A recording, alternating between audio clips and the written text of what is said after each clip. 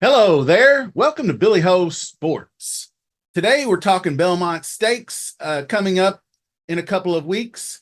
And that is the third leg of the Triple Crown. If you don't already know, the Belmont Stakes, normally at Belmont Park, will be going to Saratoga Racecourse, the spa, so to speak, because of the construction. So I briefly previewed several contenders on a Preakness recap video just about a week or so ago. So give that a look when you have time. And then today we're going to cover some of the newer horses, so to speak, other contenders that I didn't hit on yet, some of the same ones. So you're going to want to stay subscribed to the channel. And if you haven't subscribed, please do so. We're going to be going all the way through the spring and summer, all the way through. It's a year-round thing with Billy Ho Sports now. After this is going to be the second year running through it. 2024 Breeders' Cup will be at Del Mar in the fall, so I'll have coverage of all the major stakes races in between there. I'm also going to have videos coming out. I haven't decided how I'm going to do it yet, but the undercard at Saratoga for Belmont Day, 2 weeks from Saturday, is going to be sick. I hate that word, but it's going to be really great. So there's lots of great stakes races to cover. So we're going to be diving into that as well. We're in it for the long haul, like I said. So go ahead and give us that like. If you have any questions or comments, feel free to leave them, and let's get it going. So like I said, previous video, some of the horses possible for the Belmont were covered. Today, we're going to profile some newer horses and update any news. I haven't heard any news, but anyway, like I said, due to the construction, we're going, it's actually going to be shortened from 1.5 miles to 1.25 miles at Saratoga. So it looks like the winner of the Preakness, Seize the Gray, is going to go. The fact that it's 1.25 miles makes it more enticing for him, is what Lucas was quoted at. Bad news for Lucas, but good news for Just Steel. Ran well in that race, but he did suffer a condylar fracture, right foreleg. Successful surgery. Looks like he's going to make it. So Muth, not really sure what's up with Muth, but Bob Effort's horse scratched out of the Preakness due to a fever, so we'll see where he lands next. So Seize the Gray, Mystic Dan, Catching Freedom, all horses that are still going to be considered for. I think Seize the Gray is a pretty much definite. I think Mystic Dan's going to go because he's already made the trip to Saratoga along with stablemates. So I don't think Torpedo Anna. I think that Torpedo Anna will stick with the Acorn. They talked about running her in the Belmont, but you never know. I mean, she's going to be an overwhelming favorite in the Acorn. So the Fast Anna filly did breeze four furlongs in 48 seconds since the Oaks. That was her first work. Also, another horse that has been kind of forgotten, I guess, so to speak, Danny Gargan's horse Dornoch, which is the full brother to Mage, last year's Kentucky Derby winner. He looked like everything you wanted after I remember him winning back at Fairgrounds Park in December, beating Sierra Leone in that big race where he lost the lead and then came back and won. But then he was kind of a lackluster effort cruising to victory in the Fountain of Youth. And then the failed attempt to change running styles in the Bluegrass for some reason.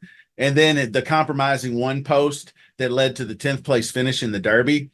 He was nearly crushed. I went back and watched it a couple different times. He could not break fast enough from the gate and was nearly crushed by about 9 horses coming across against the rail. So he just couldn't get out of their way, shuffled way back and was no factor. So this could be a nice bounce back spot for him. So anyway, they had the Sir Barton Stakes on Preakness Day that had some really strong 3-year-olds competing in it. Corporate Power was the winner of that Sir Barton Stakes, and he will skip the Belmont. Uh, I believe, let's see, he is eligible for the Curlin Stakes at Saratoga July 19th, which is a 9 furlong race for horses that haven't won graded stakes over a mile this year, which is kind of some funny conditions there. But if he does perform well, which is that's kind of a stepping stone to the Travers. So that's where I think we'll see Corporate Power working his way down. Now, another interesting horse that finished a close third in that Sir Barton, Imperial Gun, I think had a valid argument against Corporate Power that they interfered more than one occasion. They had contact down, but the one in the home stretch was a bit. He just had him boxed in and really I thought impeded his path a little bit, but it was upheld. So he was just really close third, but I think he was the better horse in that race. I just think he got a couple of bad breaks down the stretch, obviously getting boxed in. But I think Jockey Javier Castellano did an honest job of trying to prevent the contact aboard Corporate Power. So I'm not really bitter about any of that by any stretch. But Imperial Gun is sired by Gunrunner, trained by Steve Asmussen. He did fight gamely in that race, so he could be in line. Missed previous to that in the Bathhouse Row, and he should have beat Informed Patriot.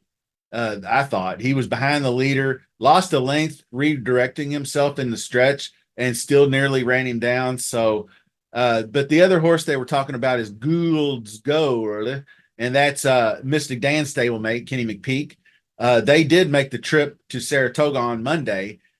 So I think Mystic Dan will go, but I think actually Gould's Gold is a son of Golden Sense, the same as Mystic Dan, but he was a distant third in the Bathhouse Row Stakes before the runner-up in the Sir Barton. I think he ran a huge race in the Sir Barton, but I think he could go Met Mile or maybe even Woody Stevens. He's ran 6 and 7 furlongs in a mile. They have dealer's choice almost there. And then lastly, Todd Pletcher does train Mindframe, who's a kind of a new shooter, unraced at 2 for 2 so far this year, though, including a most recently win mile and a 16th on Derby Day in a 100K allowance optional claimer. Big front running, uncontested lead, cruised easily to victory, hit the stretch and was ridden out. And that's what you like to see in a developing horse, just dominating. So this will still be a big jump in class for him. But we'll go ahead and polish things off with our early top contender list. I was going to do a top 5, but there was too many horses that I was leaving out, so I just kind of extended it out a little bit. But I got to start with Sierra Leone, Chad Brown's stud closer extraordinaire. He looks in position to and sitting on a big one. Sees the gray, looking like the added distance is something that he's wanting.